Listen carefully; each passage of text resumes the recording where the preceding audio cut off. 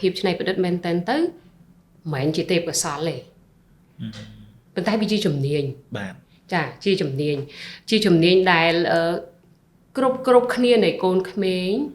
ដែលគាត់កើតមកគឺគាត់មានស្រាប់ហ្មង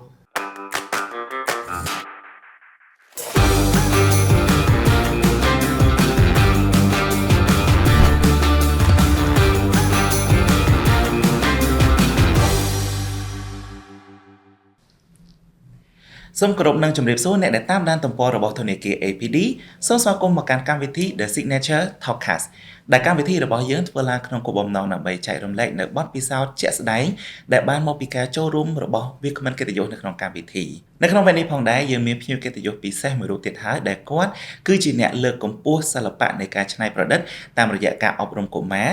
និងជាប្រធានគណៈកម្មការទទួលបន្ទុកផ្នែកបណ្ដុះបណ្ដាលសមត្ថភាពនៃសមាគមសហគ្រិនស្ត្រីកម្ពុជាដូច្នេះលោកស្រីអ្នកនាងកញ្ញាសូមស្វាគមន៍លោកស្រីយមរ៉ាដែតដែលជា Managing Director នៃ Global Art Cambodia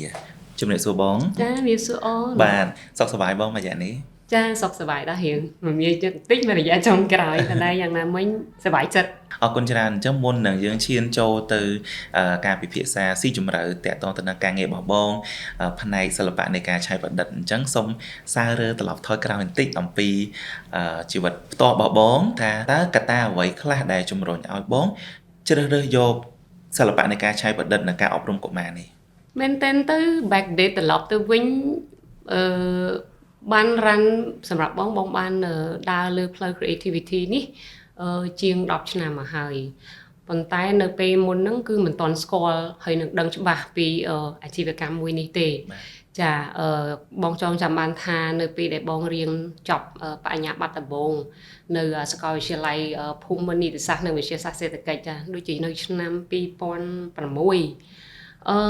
ពេលហ្នឹងគឺរៀនជំនាញហ្នឹងគឺជាជំនាញឆ្នាំទី1ទៀតជំនាញថ្មីដែលគេកំពុងតែធ្វើ test subject ហ្នឹងទៀតហ៊ាននិយាយអញ្ចឹងចាហើយបើសិនជាយើងមើលទៅលើមុខវិជ្ជាដែលបងបានរៀនក៏ដូចជាអាជីវកម្មដែលកំពុងរ៉ាន់ឡើយហ្នឹងវារៀងខុសគ្នាដែរអញ្ចឹងណាចា IT សេដ្ឋកិច្ចហើយមកចេញមកគំនូរឬក៏អីអញ្ចឹងចាបន្ទាប់ពីហ្នឹងមកទៀតមកក៏បានមានឱកាសបានទៅបន្តការសិក្សានៅប្រទេសអូស្ត្រាលីចាថ្នាក់អនុបណ្ឌិតពាណិជ្ជកម្មអន្តរជាតិចាបើយើងមើលពី subject ដែលរៀនហ្នឹងគឺមែនតើទៅវារៀង relevant ដែរវាពាក់ព័ន្ធដែរដែលយើងរ៉ាន់អាជីវកម្មអញ្ចឹងណាមកដល់ពីអូស្ត្រាលីថ្មីដំបូងហ្នឹងគឺមែនតើទៅក្នុងនាមជាអ្នករៀនម្នាក់มันខុសពីបងប្អូននិស្សិតផ្សេងទៀតទេយើងរៀននៅមហាវិទ្យាល័យគឺ more on ទ្រឹស្ដីចាអញ្ចឹងការអនុវត្តផ្ទាល់គឺមិនបានធ្វើទេចាគ្រាន់តែរៀនចប់ភ្លាមហ្នឹងមកដល់ស្រុកខ្មែរភ្លាមហ្នឹងក៏មានឱកាសបានចូលទៅធ្វើការនៅក្រុមហ៊ុន Twice and Me ចាបានកាន់ការជា Deputy Manager ចានៅក្នុងហ្នឹងគឺបងធ្វើការទទួលបន្ទុកលើផ្នែកបណ្ដុះបណ្ដាល training បុគ្គលិកអញ្ចឹងណា floor sale people ហើយក៏បាន involve ទៅលើ international sourcing ដើម្បីរកផលិតផលនាំចូលមកលក់នៅក្នុងស្រុកហើយនិយាយស្មោះត្រង់ទៅគឺទើបតែចាប់ផ្ដើមការងារជាថ្មីឡើងវិញទៅលើអាវិស័យ business ហើយ trading ហ្នឹងចាបន្ទាប់មកទៀតក៏មានឱកាស global art នេះចាមានមិត្តភ័ក្តិបងប្អូននិយាយទៅគាត់គឺជាមែនតើគាត់ជាartist ជនជាតិឥណ្ឌូនេស៊ីទេគាត់បាននាំ global art មកស្រុកខ្មែរហើយដោយសារការនឹងគ្រួសាររបស់គាត់នឹងគឺគាត់ធ្វើការនៅ ADB អញ្ចឹងគាត់ត្រូវមូជាមួយគ្រួសារគាត់មកនៅស្រុកខ្មែរដោយសារគាត់មានចំណាប់អារម្មណ៍ហើយមានធម្មជាតិជាគំនូរស្រាប់ហើយគាត់ចូលចិត្តcurriculum របស់ global art គាត់ក៏នាំចូលមកទៅព្រោះគាត់អត់ដឹងថាមកស្រុកខ្មែរគាត់ធ្វើអីអញ្ចឹងណាដោយសារគ្រួសារគាត់មានការងារធ្វើគាត់ក៏បើក global art ទៅនៅឆ្នាំ2009ចាដល់តែពេលមួយរយៈនៃការរ៉ាន់មកដោយសារគាត់មិនមែនជាអ្នក business ទេអញ្ចឹងណាចាអញ្ចឹងគាត់អត់មានកំណត់ថានឹងទៅ scale អាជីវកម្មហ្នឹងទេគាត់គ្រាន់តែដឹងថាគាត់ចូលចិត្តហើយគាត់គិតថាកម្មវិធីសិក្សាហ្នឹងវាល្អវាមានអត្ថប្រយោជន៍ហើយនៅក្នុងឥណ្ឌូនេស៊ីខ្លួនឯងហ្នឹងក៏មានការរីកសុសសាយច្រើននៃសាខាអញ្ចឹងគាត់ក៏បានបង្កើតសាខាមួយចាហើយដល់ពេលចៃដន្យអីគ្រួសារគាត់ត្រូវមូចាគាត់ធ្វើនៅ ADB គាត់មានអាណត្តិផងគាត់ត្រូវមូទៅភូមាចង់មិនចង់គាត់ត្រូវទៅតាមគ្រួសារគាត់អីអញ្ចឹងណាហើយអញ្ចឹងទៅគាត់ពិតជាស្រឡាញ់កម្មវិធីសិក្សាហ្នឹងមែនតើហើយគាត់ចង់បានឲ្យ កម្មវិធីមួយហ្នឹងអាជីវកម្មមួយហ្នឹងវាស្ថិតនៅក្នុងដៃអ្នកណាម្នាក់ដែលពិតជាមាន passion ក្នុងការធ្វើការងារហ្នឹងតចាអាចបន្តធ្វើអា impact ដែលគាត់ចង់ធ្វើហ្នឹងក៏បានមក approach គ្រួសារផងបងហ្នឹងអញ្ចឹងណាហើយពេលហ្នឹងហើយគឺជាពេលដែល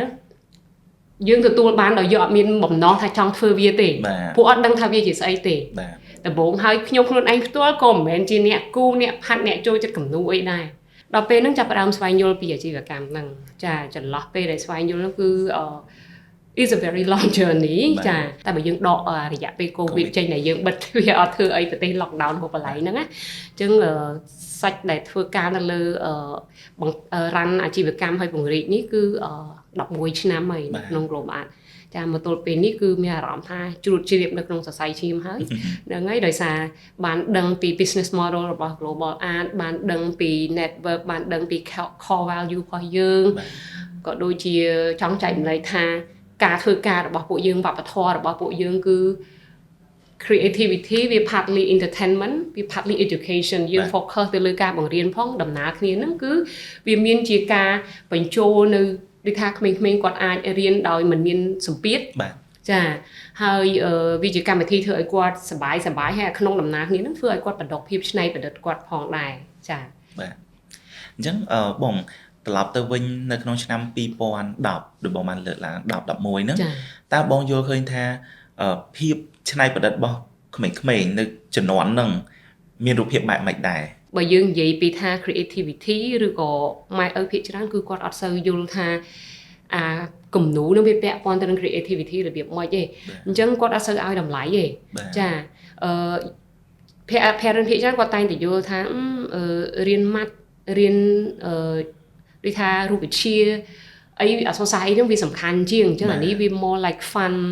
សម្រាប់តែគាត់គូផាត់ពេលគាត់ទៅនេពីការងារឬក៏ប្រឡប់គាត់ពីអីមួយឬនេះក៏អត់បានយល់សំខាន់ពីវាទេអញ្ចឹងទៅគាត់អត់ដែរដឹងថាអីដែល Global Art កំពុងតែផ្ដល់ឲ្យនេះ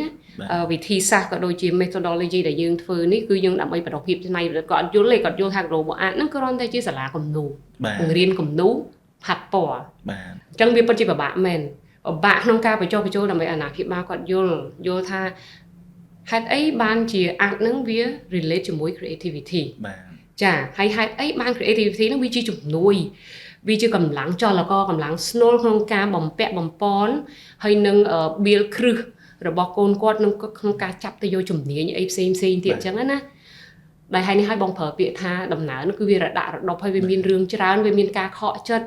ក៏ដូចជាវាមានការមានពេលមួយក៏រៀង down សម្រាប់ខ្លួនឯងដែរដែលគាត់ថាអូខេអាហារ3ពេលបានហើយកុំប្រឹងពេកកុំទៅ challenge កុំទៅ convince ទៅ advocate people អីច្រើនពេកអីបាទចាឥឡូវបងប្រឡូកនៅក្នុង Global Art នេះ10ឆ្នាំជាងតើបងគិតថាភាពច្នៃប្រឌិតហ្នឹងបានជួយអីគេខ្លះសម្រាប់កូននៅពេលដែលគាត់ធំឡើងនៅពេលដែលគាត់ចាប់យកជំនាញមួយឧទាហរណ៍ថាឥឡូវគាត់ធ្វើផ្នែកទីផ្សារឬក៏គាត់ធ្វើផ្នែកលក់ឬក៏ផ្នែកអីតើអាចជំនាញអស់ហ្នឹងភាពច្នៃប្រឌិតហ្នឹងបានជួយអីគេខ្លះដល់ការងាររបស់គាត់រាល់ថ្ងៃ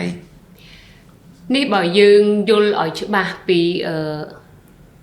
creativity ឬក៏ភាពច្នៃប្រឌិតនឹងហ្មងមែនតែនទៅភាគច្រើននៅប្រទេសដែលនៅលោកខាងលិចគឺគាត់បានរកឃើញមកថាភាពច្នៃប្រឌិតមែនតែនទៅមិនមែនជាទេពកោសល្យទេប៉ុន្តែវាជាជំនាញបាទចាជាជំនា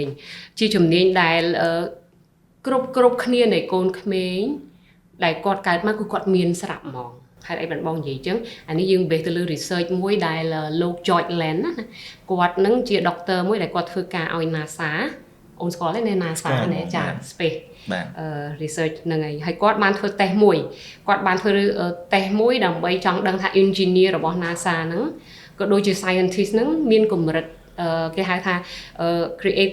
creativity ហើយ innovation ប៉ុណ្ណាធ្វើ test research ហ្នឹងគឺគាត់បានធ្វើសម្រាប់ team ទេប៉ុន្តែគាត់ស្រាប់តែគាត់មាន idea មួយទៀតថាគាត់ចង់ធ្វើជាមួយក្មេងៗដែរដែលចន្លោះពីក្មេងអាយុ5ឆ្នាំ10ឆ្នាំនិង15ឆ្នាំគាត់ចង់ដឹងថាតើបើក្មេងឬក៏ adult នឹងជាមួយមនុស្សធំហ្នឹងតើគាត់មាន creativity បែបម៉េចវាចាប់ផ្ដើមរបៀបម៉េចអីរបៀបម៉េចនៃ research មួយហ្នឹងគឺគាត់ឃើញថា 98% នៃអ្នកដែលចូលរួមធ្វើតេស្តហ្នឹងដែលជាកូនក្មេងហ្នឹងណាដែលមានអាយុចន្លោះពី4ទៅ5ឆ្នាំហ្នឹង គឺគាត់មានភាពច្នៃប្រឌិតចូលកម្រិតគេហៅ genius level កម្រិតក្មេងដែលវៃឆ្លាតខ្លាំងណាចា 98% បន្ទាប់មកទៀតក្មេងចូលដល់អាយុ10ឆ្នាំ ធ្លាក់មកនៅត្រឹម 30% ឯងបាទចាក្មេងអាយុ15ឆ្នាំធ្លាក់មកនៅតែ 12% adult man 12% ឯងចាអញ្ចឹងកន្លែងនេះវាឆ្លុះបញ្ចាំងឲ្យឃើញថាក្មេងគឺភាគច្រើនគឺកើតមកមាន skill creativity ស្រាប់មកមានជំនាញនៃភាពច្នៃប្រឌិតនឹងស្រាប់មកពីកំណើតតែម្ដងបាទតែសំខាន់យើងដែលជាអ្នកចូលរួមទាំងអស់គ្នាយើងអាចដឹងថាតើយើងត្រូវ unlock ឬក៏ enhance វារបៀបម៉េចអាភាពច្នៃប្រឌិតមួយហ្នឹងណាចាព្រោះបើសិនជាយើងគិតមកដល់សម័យបរិវត្តកម្ម digital នេះវិញ creativity គឺអត់បានទេចាព្រោះឥឡូវយើងជាញឹកញយយើងតែងតែលើពាក្យថា STEM education ហើយនឹង STEAM ចាឥឡូវនៅលោកខាងលិចហ្នឹងគឺគេឈានរហូតដល់វិវត្តពី STEM មក STEAM ហើយយើងឃើញណា STEM stand for science technology ចា engineering mathematics ចាឥឡូវវាមាន STEAM ថែមតា character A មួយឯងដែល STEAM នៅក្នុងហ្នឹងគឺ art ហើយ making របស់ art គឺវាមានច្រើនមែនតើ visual art performing art ដើរតួសម្ដែង drama language culinary cooking អីផ្សេងៗចាអាហ្នឹងហើយគឺ artistic talent ដែលខាងលោកខាងលិចគឺគាត់ជឿជាក់ថាអត់មានអាហ្នឹងគឺការងារផ្សេងវាអត់អាចផ្លាស់ប្ដូរឲ្យត្រូវរបត់របស់ digital ទេហើយជាក់ស្ដែងយើងទាំងអស់គ្នាក្នុងសម័យនេះយើងដឹងហើយថារបត់នៃការផ្លាស់ប្ដូររបស់ digital គឺវាលឿនមែនតើចាពី AI មក artificial intelligence វាមានរឿងច្រើនណាបញ្ញាសិប្បនិម្មិតនឹងដែលបើសិនជាយើងមិនបន្តអភិវឌ្ឍខ្លួនឯងឬក៏មិនបង្កើតបរិយាកាសមួយដើម្បីឲ្យកូនរបស់យើងគាត់អាចដែលថាទទួលយកបានចំណេះskill ហ្នឹងពីតូចទៅគាត់អាចត្រៀមខ្លួនគាត់បានគ្រប់គ្រាន់នេះហើយត្រឡប់មកវិញបើនៅ global art វិញសួរថាហើយចុះយើងបណ្ដុះអា creativity innovation ហ្នឹងរបៀបម៉េចបើនិយាយទៅដល់គ្រូសាស្ត្រនៃការបរៀននៅ curriculum របស់ global art វិញបងចង់ចែកម្លែកលម្អិតបន្តិចដែរméthode នៃការបរៀនរបស់យើងគឺយើងមានបច្ចេកទេសហើយនឹងមាន checklist ដែលកូនសិស្សយើងពីមួយកម្រិតពីមួយកម្រិតទៅមួយកម្រិតពីមួយ step ទៅមួយ step ដែលគាត់ត្រូវ go through អញ្ចឹងបើយើងមើល step ពី creativity ហើយ innovation របស់ដូចថាអ្នកអាជីវកម្មគាត់ go through គឺមិនសូវខុសគ្នាទេប៉ុន្តែគាត់ខាងបរិបត្តិផងបងគឺពាក់ព័ន្ធទៅនឹងការបរៀនអញ្ចឹងណាអញ្ចឹងដោយឧទាហរណ៍ដូចទី1ដោយបងចែកម្លែកអញ្ចឹងយើង focus ទៅលើ file checklist ដែលទី1គឺ step របស់វាគឺ ideation គឺជា step ដែលពាក់ព័ន្ធទៅនឹងការ brainstorm រកគំនិតចាជាឧទាហរណ៍ដូចក្នុងសិលឹកកិច្ចការមួយអញ្ចឹងពេលដែលយើងឲ្យកូនសិស្សគាត់រៀនយើងតែងតែ object យើងលើសពី3ដើម្បីឲ្យគាត់ជ្រើសរើសក្នុងការចាប់ផ្ដើមធ្វើ masterpiece របស់គាត់អញ្ចឹងណាឧទាហរណ៍ដូចផ្លែប៉ោមផ្លែក្រូចផ្លែចេកអញ្ចឹងយើងនឹង engage គាត់ពីមួយ step ទៅមួយ step ដោយចាប់ផ្ដើមសំណួរដែលសួរថាតើកូនបានឃើញអីនៅក្នុងសិលឹកកិច្ចការមួយហ្នឹងចាហើយបើគាត់ដឹងថា object មួយហ្នឹងវាជាអីគាត់នឹងប្រាប់យើងteacher I saw banana orange apple okay then គាត់ឯងប្រាប់ teacher តិចមើលថាតើកូនចង់ធ្វើពីអីថ្ងៃនេះកូន pick object ទាំង3ហ្នឹង and why you pick what you pick បាទអញ្ចឹងគាត់ចាប់ផ្ដើម reasoning មកឃើញ step របស់ ideation brainstorming គឺចាប់ផ្ដើមធ្វើឡើងមកហើយចាបន្ទាប់មកចូលដល់ step ទី2គឺ composition គឺជាការ put element ដែលគាត់បានរើសឡើងហ្នឹងដាក់ចូលមកនៅក្នុង piece របស់គាត់ត្រូវរៀបចំថាតើសិលឹកកិច្ចការមួយហ្នឹងគាត់ចង់បង្ហាញពីអីបាទនេះគឺជា step ដែលគាត់ប្រើប្រាស់ការសម័យរបស់គាត់ imagination របស់គាត់ through creativity process ហ្នឹងដាក់ចូលមកក្នុងសិលឹកកិច្ចការហ្នឹងគាត់ចាប់ផ្ដើម visualize ណាអញ្ចឹងគាត់ឃើញថាគាត់នឹកឃើញថាគាត់ចង់ដាក់ផ្លែប៉ោមឬក៏ក្រូចឬក៏អីដែលគាត់ជ្រើសនឹងហ្នឹងថា positioning វាឲ្យវានៅកន្លែងណានៅក្នុងឬក៏នៅក្រៅក្នុងទម្រង់រូបភាពបែបណាតូចឬក៏ធំជាលក្ខណៈ cropping ដែលបងនិយាយមិញចែកម្លែកថាគេគូសត្រីក្នុងសិលឹក A4 បានដល់ទៅ10000ឯណោះតើហេតុអីបានជាបងគូបានតែ4ចា checklist របស់យើងគឺគាត់ត្រូវ go through អាហ្នឹង cropping layering កលើគ្នា visual វាដូច illusion មួយអញ្ចឹងណាចូលដល់ step ទី3ពាក់ព័ន្ធទៅការដែលគាត់ shade អា color តើគាត់ចង់បាន depth របស់ artwork របស់គាត់ឬក៏ object មួយហ្នឹងវាមានកម្រិតណាហើយប្រភពពន្លឺវាមកពីណាពីណីចាហៅហែអញ្ចឹងមកទៅគឺចុងក្រោយគឺពាក់ព័ន្ធទៅនឹង cái lấy nâng đối play coloring and painting nâng còn chập đam explore cả lời ta còn trong ao support là phim rô phim hoặc quạt nâng bần si po kia là bị mất pro dương xong bay tại bạch trai cái tết nông ca mấy tôn ca phải điền phở po nó có dương cho trademark đây chả dương nơi khung ní bạch trai cái tết phở dương cứ dark medium and light dương dương pra cả lỡ bay nông ca sầm dốt châu kia là mấy produce chia xong mà to artwork mối đại đại color nâng viên miền đi thay dương mưa máu vi smile kia nâng cả bài chạy color hay vi rồi luôn vi rụng lệch màu chứ anh ấy vi còn để chia step môiในการបង្រៀនរបស់យើងនៅ global art ទេព្រោះអាណាព្យាបាលខ្លះដូចជំរាបពីខាងដើមchứគាត់យល់ថាសាលាគំនូចាអញ្ចឹងអ្វីដែលយើងព្យាយាមបង្ហាញនៅទីនេះគឺថាយើងអត់បង្រៀនគំនូទេយើងបង្រៀនពីប្រធានបទគេហៅថា creativity ប៉ុន្តែយើងប្រើគំនូផាត់ពណ៌ការធ្វើដោយដៃព្រោះមិនមែនតែបរៀនតែប៉ុណ្្នឹងយើងមានហត្ថកម្មធ្វើដោយដៃមានជាការសូនរូបចាហើយនឹងបញ្ចូលបន្តិចបន្តួចពីចំណេះដឹងទូទៅពាក់ព័ន្ធទៅនឹងពិភពលោកដែលគេហៅថា cultural art ហ្នឹងណាយើងនិយាយពី world history អញ្ចឹងអាហ្នឹងវាជា general knowledge ឲ្យគាត់ទទួលបានអញ្ចឹងកម្មវិធីសិក្សារបស់យើងគឺមានច្រើនហើយនេះហើយវាគាត់តែជា part មួយដែលចង់ជំរាបថាតើ process នៃការ engage កូនសិស្សឲ្យវាមានភាពច្នៃប្រឌិតពីមួយកម្រិតទៅមួយកម្រិតបណ្ដោះរបៀបមិនទៅចាតកតងទៅនឹង creativity ការច្នៃប្រឌិតតើបញ្ញាសិប្បនិម្មិតហ្នឹងវាអាចធ្វើឲ្យអាភាពច្នៃប្រឌិតហ្នឹងវាដើរថយក្រោយឬក៏អត់ដោយសារតែសម័យឥឡូវក្មេងៗគាត់ប្រើ device ដូចបងលើកឡើងមិញគាត់ប្រើ device គាត់អាចប្រើ AI បានតើឪពុកម្ដាយគាត់គួរតែmonitor គ្រប់គ្រងការប្រើប្រាស់ device ហ្នឹងបែបណាដើម្បីកុំឲ្យថាអូកូនអត់មានអីច្រើនទេគាត់ចេះដាក់ប្រមគាត់ដាក់ប្រមហើយគាត់ copy អាហ្នឹងយកមកប្រើជាភាពច្នៃប្រឌិតរបស់គាត់តើធ្វើម៉េចដើម្បីឲ្យកុំឲ្យAI ឬក៏ tool ទាំងអស់ហ្នឹងធ្វើឲ្យ creativity ហ្នឹងវាបាត់បង់នេះគឺជាសំណួរមួយដែល quite tough ប៉ុន្តែអាចចែកម្លែកបានថាដូចបងបានបង្ហាញពីពេលមុនអញ្ចឹងណាថាភាពច្នៃប្រឌិតAI អាចជំនួសបានទេចាគ្រាន់ថាទៅមុខទៀតទៅយ៉ាងម៉េចអត់ដឹងទេតែសំខាន់គឺត្រឡប់មកវិញគឺខ្លួនឯងបើសិនតែយើង educate ខ្លួនឯងបានត្រឹមត្រូវបានល្អយើងដឹងពីចេះទាញយកអត្ថប្រយោជន៍របស់វាហើយនឹងដឹងច្បាស់អំពីហានិភ័យរបស់វាយើងដឹងថាយើងគួរត្រៀមខ្លួននឹងជួយណែនាំតម្រង់ទិសកូនយើងរបៀបម៉េចអីព្រោះយើងខ្លួនឯងពេលខ្លះក៏យើងជួបបញ្ហាដែរអញ្ចឹងណាហើយត្រឡប់វិញមកលើកូនដូចនិយាយអញ្ចឹងបើសិនតែពេលខ្លួនឯងយើង educate ខ្លួនឯងគ្រប់គ្រាន់យើងដឹងច្បាស់អំពីហានិភ័យរបស់វាបានល្អហើយគឺអត់មានអីក្រៅតែអំពីតម្រង់ទិសកូនជួយណែនាំគាត់ឲ្យគាត់បានយល់ឲ្យគាត់បានចូលរួមអញ្ចឹងណាហើយបើជាឧទាហរណ៍ដូចបងវិញដោយសារបង trend បងវឹកអ្នកសមាគមដែរយើង focus ទៅលើបរិវត្តកម្ម digital ដែរអញ្ចឹងណាអញ្ចឹងទៅជាញឹកញយបងមានកូនដែរអាយុ14ឆ្នាំគាត់រៀង teenager ដែរណាធម្មតាក្មេងនៅក្នុងវ័យហ្នឹងគឺគាត់កំពុងតែវ័យដែលដូចกระดาษសអញ្ចឹងណាគាត់ធ្វើអីតាមតែអីគាត់ហ្នឹងតែបើយើងចេះ engage គាត់ឲ្យគាត់បង្វែរ attention របស់គាត់ឲ្យដឹងថាតើការងារដែលយើងកំពុងធ្វើហ្នឹងវា impactful របៀបម៉េចឬក៏វាមានអត្ថប្រយោជន៍អីឬក៏គាត់មានអីដែលគាត់អាចចូលរួមទៅជួយបានគឺបងធ្វើឧទាហរណ៍ដូចជាក់ស្ដែងបងការងាររបស់បងដូចមួយថាភាគច្រើនបងធ្វើ slide បងធ្វើ report អីអញ្ចឹងណាអីដែលបងចង់បង្វែរ attention គាត់ឲ្យគាត់ដឹងពីការងារហ្នឹងគឺបងឲ្យជាrevert ទៅគាត់កូនឯងជួយធ្វើ slide នេះប៉ុន្តែយើងដឹងថាយើងធ្វើមិនអីយើងចង់ដឹងថាគាត់ប្រើភាពច្នៃប្រឌិតហើយការប្រើប្រាស់ tool របស់គាត់ហ្នឹងវាមានរបៀបរបៀបម៉េចគាត់ទៅ access tool ហ្នឹងរបៀបម៉េចអីរបៀបម៉េចនេះគឺជាអ្វីដែលយើងរកឃើញបានមកវិញនៅពេលដែលគាត់ deliver ការងារហ្នឹងព្រោះយើងបងដាក់លក្ខខណ្ឌថា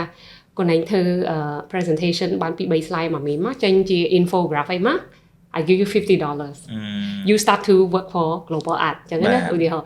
មិនតែមិនចង់ប្រើគាត់ទេមាន team member ដែលគាត់ធ្វើបានតែចង់ engage ឲ្យគាត់ដឹងពី process នៃការធ្វើការងារព្រោះគាត់រាល់ថ្ងៃគាត់ចូលដល់កម្រិតមួយដែលគាត់ក៏រៀនខ្លះៗដែរពី ICT ណាinformation communication technology global perspective entrepreneurship អីចឹងណាប៉ុន្តែនៅពេលដែលយើងនិយាយអីវាប៉ះចំ topic ដែលគាត់យកចិត្តទុកដាក់ស្ដាប់ហើយគាត់ចាប់អារម្មណ៍នេះដែលបងចង់និយាយថា way ដែលបង educate កូនអញ្ចឹង engage គាត់ឲ្យគាត់ដឹងថាបងកំពុងធ្វើអី why you have to do something impactful ហើយហេតុអីវាយើងត្រូវជួយគេជួយឯងនៅតាមសមត្ថភាពដែលយើងមានហើយកម្រិតចេះដឹងយើងប៉ុណ្ណឹងតើយើងអាចជួយគេបានប៉ុណ្ណានេះគឺជាហេតុនេះគឺជាសក្ខីភាពដែលកូនបានជួយមមីបានឃើញទេបង ឲ្យ slide ហ្នឹងឲ្យគាត់ជួយរៀបចំហើយជួយបកប្រែគាត់ប្រើ AI គាត់ប្រើ Canva ដើម្បី produce slide ហ្នឹងចេញ infograph មកខ្វៃappealing សម្រាប់បងទទួលយកបានការងារហ្នឹងប៉ុន្តែអីដែលបងចង់បានពីហ្នឹងមិនមែនអាលទ្ធផលការងារមួយហ្នឹងទេបងចង់ដឹងថាតើគាត់មានភាពច្នៃប្រឌិតនិងនវានុវត្តន៍ប៉ុណ្ណាទៅទាញយក digital tool AI ហ្នឹងយកមកប្រើបងមានពាក្យពេចន៍អីដែលបងចង់ជាសារទៅកាន់អ្នកដែលគាត់ទស្សនាឥឡូវនេះខ្ញុំថាសារទៅកាន់មនុស្ស3ក្រុមទី1គឺឪពុកម្ដាយទី2គឺយុវវ័យជំនាន់ក្រោយហើយនឹងទី3គឺអ្នកដែលគាត់កំពុងតែមានសហគ្រាសឬគាត់ប្រឡូកក្នុងវិស័យសហគ្រិនថាតើគាត់គួរតែធ្វើយ៉ាងម៉េចដើម្បីឲ្យអាភាពច្នៃប្រឌិតហើយនិងនវានុវត្តន៍ដែលយើងបានវិភាគគ្នាកន្លងមកហ្នឹងជាអត្ថប្រយោជន៍សម្រាប់គាត់ទាំង3ក្រុមហ្នឹងចាអូខេពីបងទៅក្នុងនាមជាអាណាព្យាបាលចាព្រោះមែនតើបងក៏កូន3ដែរចាអញ្ចឹងរងថ្ងៃពេលខ្លះក៏មានបញ្ហាប្រឈមដែរជាមួយកូនព្រោះឥឡូវហ្នឹងវា generation 2មានអាទូចញេបហ្នឹងអា Gen Alpha ហើយ Gen Z ចាអញ្ចឹង pattern ទម្រង់នៃការផ្លាស់ប្ដូររបស់គាត់ហ្នឹងសារសម្ដែងចេញ performance របស់គាត់ហ្នឹងគឺវាខុសៗគ្នាអញ្ចឹងណាចា particularly Gen Z ហ្នឹងតែម្ដងដែលគាត់ expose ជាមួយ device patient គាត់ថាភាពអត់ធ្មត់របស់គាត់គឺតិចមែនតើចាហើយដែលសំខាន់ហ្នឹងអា transition period ដែលអាណាព្យាបាលភាគច្រើនគឺគាត់អាចថាគាត់រវល់មិនមែនគាត់អត់ដឹងទេគាត់រវល់គាត់អត់មានពេលដូចថា spend time ឬក៏ take care ឬក៏យល់ពី process របស់កូនច្បាស់លាស់ហ្នឹងវាធ្វើមានភាពតានតឹងនឹងការប្រឈមមុខដាក់គ្នាច្រើនហើយអាហ្នឹងហើយវាគឺជា root បានវាជាឫសគល់ដែលធ្វើឲ្យទំនាក់ទំនងអា period មួយហ្នឹងគឺវា critical មែនតើដែលធ្វើឲ្យអាណាព្យាបាលហ្នឹងកូនដូចថាមានកម្រិតឆ្ងាយពីគ្នាដូចបងនិយាយមិនចឹងគ្រោះថ្នាក់មែនតើនៅពេលដែលគាត់លែងមានទំនុកចិត្តមួយយើងគាត់អត់ feel ថាគាត់ trust យើងដែលអាចពិភាក្សាដែលអាចគាត់អត់ feel hurt ថាអ្នកណាម្នាក់អាចឮពីបញ្ហារបស់គាត់ស្រាប់គាត់ទៅរកអ្នកណាម្នាក់ដែលអាចផ្ដល់ comfort មួយហ្នឹងជូនរបស់គាត់បានគឺកន្លែងហ្នឹងគឺសំខាន់មែនតើយើងត្រូវចូលរួមជាមួយគាត់ស្វែងយល់អំពីអាចន្លោះដែលគាត់ transition ហ្នឹងពីក្មេង kid ហ្នឹងទៅក្មេងជំទង់ហ្នឹងតើគាត់មានរឿងអាហ្នឹងចូលលក្ខណៈ medical ហើយ medical field បន្តិចឯដោយសារពេលហ្នឹងគឺក្មេងយើងគាត់មានបំលាស់ប្ដូររាងកាយការគិតរបស់គាត់អរម៉ូនរបស់គាត់ក៏វាផ្លាស់ប្ដូរចាអាកន្លែងហ្នឹងយើងជាហោហែក៏យើងបានlearn ពីអាណាព្យាបាលខ្លះដែលគាត់មកប្រឹក្សាជាមួយយើងចែកម្លែកជាមួយយើងឧទាហរណ៍ដូចករណីដែលបងលើកឡើងថា special need អញ្ចឹងណាហ្នឹងហើយដែលភាគច្រើនដែលគាត់ចេះតែឃើញថាដោយសារកូនប្រើ device ពេកអត់មានពេលក្នុងការ take care ដោយសារតែធ្វើការទាំងអស់គ្នាឬក៏នៅជាមួយ nanny អីអញ្ចឹងទៅធម្មតាបើសិនជាយើង interest nanny ពេកក៏វាអត់កើតដែរពួកគេក៏មិនបានមើលយើងដូចយើងខ្លួនឯងដែរហើយយើងមើលដិតដល់ប៉ុណ្្នឹងហើយយើងពេលខ្លះយើងការអត់ធ្មត់របស់យើងនឹងទប់ខ្លួនឯងអត់រួចផងចឹងណាអញ្ចឹងយើងសម័យមើលអ្នកដទៃណានិយាយបែបនេះគឺមានន័យថាយើងត្រូវការអ្នកជួយខាងក្រៅទេប៉ុន្តែគឺយើងអត់អាចបន្លែងបានទេអញ្ចឹងណាហើយចូលរួមជាមួយគាត់តម្រង់ទិសគាត់ហើយសពគ្រប់បែបយ៉ាងនៅក្នុងផ្ទះperiod នេះគឺជាពេលដែលគាត់សម្លឹងមើលឃើញយើងចាយើងធ្វើអីកុំសួរថាកូននោះវាចេះអានឹងពីណាមកយើងភ្លេចខ្លួនថាខ្លួនឯងបានធ្វើវាហើយដោយប្រការណាមួយដែលបងបានលើកពីខាងដើមថាការអប់រំគឺវាចាប់ផ្ដើមពីផ្ទះទៅមិនថាស្ថាប័នអប់រំនឹងយើងមានលទ្ធភាពក្នុងការបង់លុយកូនឲ្យទៅរៀនក្នុងសាលាល្អប៉ុណ្ណាក៏ដោយបើសិនជាដើមឈើមួយឫសរបស់វាអត់រឹងមាំវាពុករលួយពីក្រោមហើយអានឹងវាអត់អាចជួយយើងបានទេវាគ្រាន់តែត្រូវការពេលវេលាក្នុងការខ្ទេចខ្ទាំដួលរលំដោយខ្លួនឯងនេះអញ្ចឹងបងនៅតែនិយាយដដែលមិនថាយើងមិនមានញឹកយ៉ាងណាក៏ដោយគឺធ្វើម៉េចដំណាក់កាលនេះ the first 5 year វាមានរឿងផុស5ឆ្នាំដំបូងចាអាចចូលដល់វ័យជំទង់ឆ្លងទៅវ័យជំទង់ហ្នឹងវាមានរឿងរបស់វាដែលយើងត្រូវស្វែងយល់ពីពួកគាត់ចូលរួមជាមួយពួកគាត់ឲ្យគាត់មានអារម្មណ៍ថាយើងនៅក្បែរគាត់ជានិច្ចយើងអាចជាអ្នកម្នាក់ដែលអាចប្រឹក្សានិងតម្រង់ទិសពួកគាត់បានហើយរឿងមួយដែលអាណាព្យាបាលចំនួនបងដែលគាត់តែមើលធ្វើកំហុសឆ្គងចាក់ដៃដោយប៉ាម៉ាក់បងគាត់ឲ្យយោបល់ហ្មងរៀនអីដែលទីផ្សារគេត្រូវការទៅគេមានទៅយើងចេញមកនឹងតែអត់ការងារធ្វើអីមិនខ្វះការងារអីចង់និយាយចឹងណាអញ្ចឹងបើសម្រាប់វិស័យសម័យនេះគេហៅerror នេះចាយុគសម័យមួយនេះចាគឺយើងអាចប្រើគំនិតនឹងតទៀតបានទេយើងត្រូវជួយកូនទាំងអស់គ្នាដើម្បីរកអំពី passion របស់គាត់អាការដែលគាត់ចង់ធ្វើអីមួយដែលដោយសប្បាយចិត្តហើយធ្វើដោយល្អបំផុតឲ្យតែរក passion នឹងឃើញបណ្ដុះគាត់តម្រង់គាត់ពង្រឹងគាត់ទៅ ចាជាក់ស្ដែងឧទាហរណ៍មិនមែនមានន័យថារៀនគំនូចាញ់មកជាងគំនូទេចានៅ Global Art នេះគឺវាមាន career opportunity ច្រើនដែលវានៅជុំវិញភាពច្នៃប្រឌិតនិងនវានុវត្តន៍ហើយដូចបានបកស្រាយពីខាងដើមអញ្ចឹងគឺគ្រប់តថភាពមិនថាឡើយនៅក្នុងអាជីវកម្មមិនថាឡើយនៅក្នុងbusiness world កន្លែងធ្វើការ corporate មិនថាយើងខ្លួនឯងគឺយើងត្រូវការជំនាញអស់ហ្នឹងអញ្ចឹងអីដែលយើងធ្វើបានគឺមានតែឲ្យតែដឹងថាកន្លែងហ្នឹងជាការចង់របស់គាត់ហើយគាត់នឹងធ្វើវាបានល្អដោយសប្បាយចិត្តសម្រួចវាថែមទៀតចាដែលសំខាន់ត្រឡប់មកវិញគឺបណ្ដុះភាពច្នៃប្រឌិតរបស់គាត់មានហើយតែធ្វើឲ្យវាកាន់តែល្អប្រសើរជាងមុនចាកាន់តែជះឥទ្ធិពលវិជ្ជមានបានច្រើនអានេះសម្រាប់អាណាព្យាបាលណាចាហើយបើសម្រាប់បងប្អូនជំទង់ព្រោះបងធ្វើនៅខាងសមាគមក៏យើងមាន engage ខាងដូចធ្លាប់ដូច JCI ដូចអីចឹងគេមាន volunteer team ដែលគាត់ graduate អីចឹងណាចានិយាយថាធ្វើអីក៏ដោយនៅក្នុងនេះក្នុងជីវិតមួយនេះអត់ suffering free ទេអត់មានណាថាអត់មានទុកទេទុកលំបាកបើតាមប្រពុតបង្រៀនគឺមានរូបគឺមានទុក yes បើយើងទទួលស្គាល់ការពិតមួយហ្នឹងគឺយើងត្រៀមខ្លួនឯងបានល្អហើយចាហើយយើងត្រូវយកខ្លួនឯងជាទីពឹងខ្លួនទីពឹងខ្លួននៅក្នុងនេះគឺមានន័យថារៀនសូត្រឲ្យបានច្រើនបំផុតដូចអាចធ្វើទៅបានមិនថាយើងនៅបរិយាកាសជុំវិញខ្លួនយើងអំណោយផលប៉ុណ្ណាក៏ដោយព្រោះអ្វីក៏វាផ្លាស់ប្ដូរដែរវាអត់អាចនៅទៅដែរទេនេះវិនាទីដែលយើងសន្ទនាគ្នាកន្លងមកទៅហ្នឹងវារឿងថ្មីទៀតបាត់ទៅហើយ cell របស់យើងវាបន្ត regenerate រហូតចាអញ្ចឹងវាផ្លាស់ប្ដូរវាគ្មានអីទៀងទាត់ទេតែអ្វីដែលមិនផ្លាស់ប្ដូរនៅពេលដែលយើងនេះមានបញ្ហានៅក្នុងជ្រុងមួយដ៏ងងឹតណាយើងនៅសល់តែស្មៅយើងទេចាគឺមានតែយើងទេដែលអាចដូចថាក្រកឈរឡើងនិងដោះស្រាយនឹងប្រឈមបញ្ហាជីវិតបែបហ្នឹងអានេះវាមិនមែនជាការគំរាមកំហែងទៅដល់មនុស្សជុំវិញខ្លួនឬក៏មនុស្សជាទីស្រឡាញ់របស់យើងទេតែក្នុងន័យនេះនៅពេលដែលយើងចេះជួយខ្លួនឯងយើងធ្វើបានកាន់តែល្អប្រសើរយើងឈាននឹងដល់ការជួយអ្នកជុំវិញខ្លួនយើងជ្រែងអ្នកជុំវិញខ្លួនឡើងបន្ថែមទៀតនោះហើយគឺនិរន្តរភាពចាដែលចង់និយាយត្រឡប់មកវិញគឺថាជឿជាក់ខ្លួនឯងប្រឹងរកចំណេះជំនាញដែលឲ្យខ្លួនឯងមិនថាក្នុងកលៈទេសៈណាក៏ដោយកុំបោះបង់ចាព្រោះបងក៏មានគេហៅ midlife crisis ដែរ yes at some point នៅក្នុងជីវិតអ្នកណាក៏មានបញ្ហាជីវិតដែរយើងមានអារម្មណ៍ថា down ហៅ get lost ធ្វើអីអត់ចេញប៉ុន្តែ understand សេចក្តីពិតមួយហ្នឹងយល់សេចក្តីពិតមួយហ្នឹងហើយទទួលស្គាល់វាទៅពេលនេះគឺជាពេលដែលយើងត្រូវ reflection ចំពោះខ្លួនឯងអូមិននឹងឆ្លើយតបមួយទៀតហ្នឹងហើយបើសិនជាដូចថាសហគ្រិនណាចាវាជាសហគ្រិនវិញដោយសារខ្លួនឯងក៏បានហែលឆ្លងដែរហើយវាមានរឿងដែលជូរចត់ដាក់រដប់មកអញ្ចឹងមែនតើទៅជាញឹកញយតែងតែ